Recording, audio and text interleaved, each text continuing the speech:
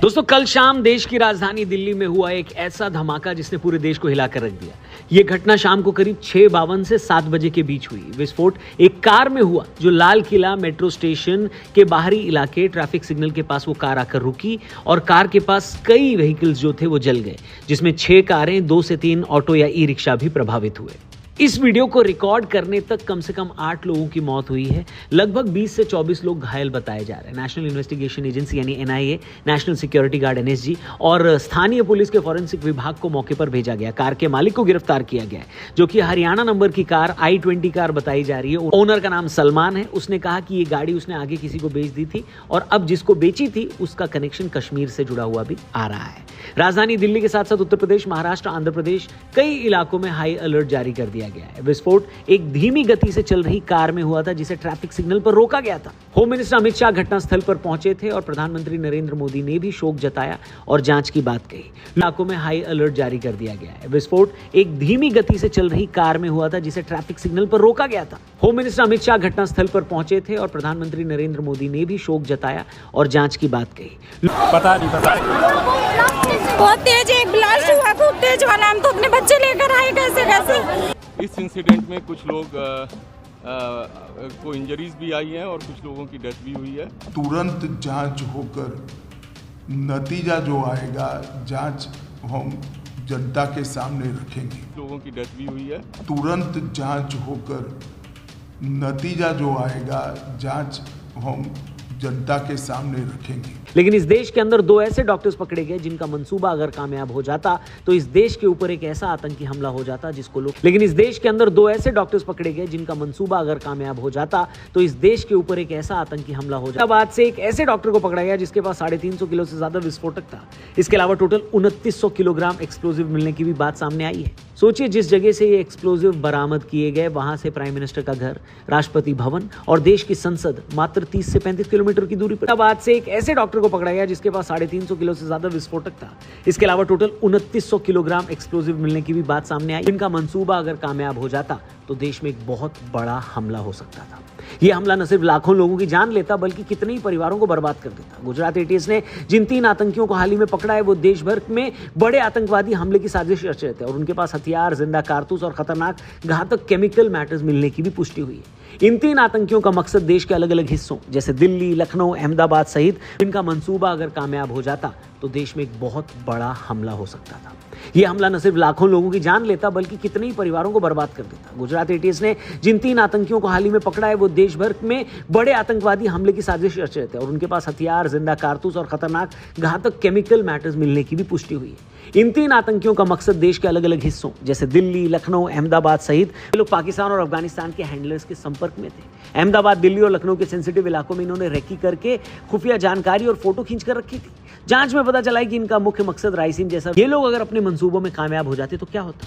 जिस राइसिन जैसे powerful organic जहर का इस्तेमाल प्रयोग करके ये सार्वजनिक या धार्मिक स्थल पर हमला करने की तैयारी में थे, वहां कई सौ या हजारों लोगों की जानें जा सकती थी। ये एक लार्ज स्केल मास कैजुअलिटी टेरर अटैक होता। जानकारों का कहना है कि इनका निशाना किसी मंदिर या ऐसे इलाके में था जहां ज्यादा से ज्यादा भीड़ हो और नुकसान उतना ही ज्यादा हो।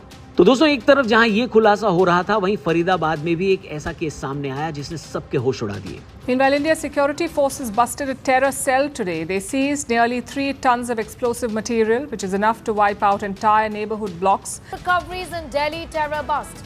A Chinese pistol with a magazine has been retrieved.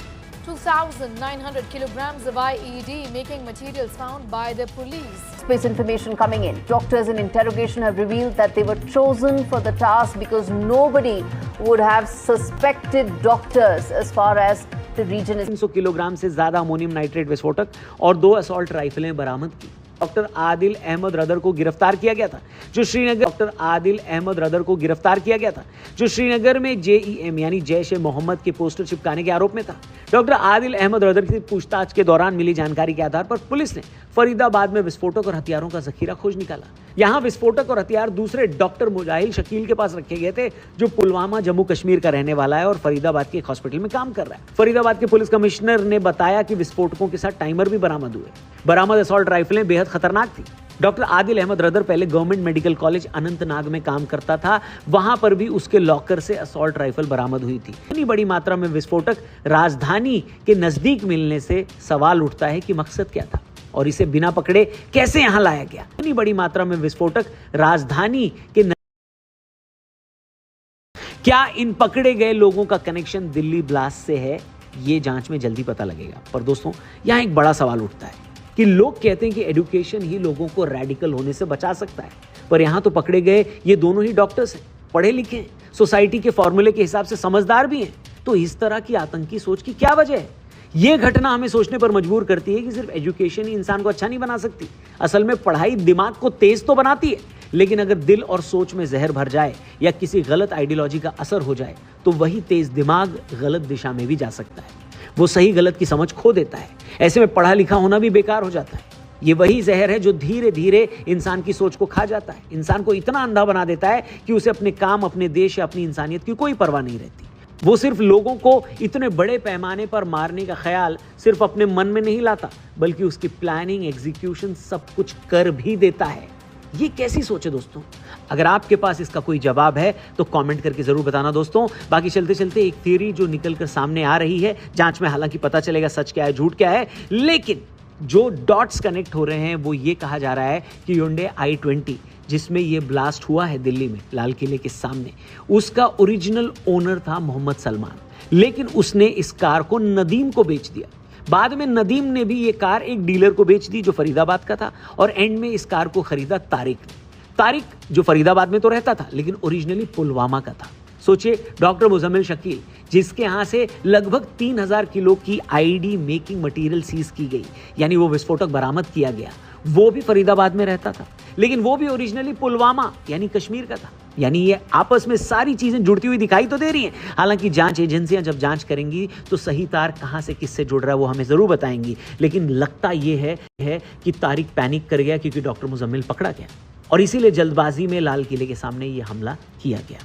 तो ये एक चीज़ है, ये डॉट्स हैं जो लोग कनेक्ट करने की कोशिश कर रहे हैं। पर हम आपसे रिक्वेस्ट करना चाहते हैं कि प्लीज़ अपनी आंख, नाक, कान खुले रखें। अगल बगल में किसी पे भी आपको डाउट है, प्लीज़ पुलिस को इन्फॉर्म करें। कोई भी चीज़, कोई भी अफवाह फैलाएं मत, कोई भी ऐसी इन्फॉर्मेशन सोशल मीडिया पे शेयर न करें जिससे जांच में बाधा हो। अपना और अपनी फैमिली का ख्याल रखें। जल्दी मिलते हैं।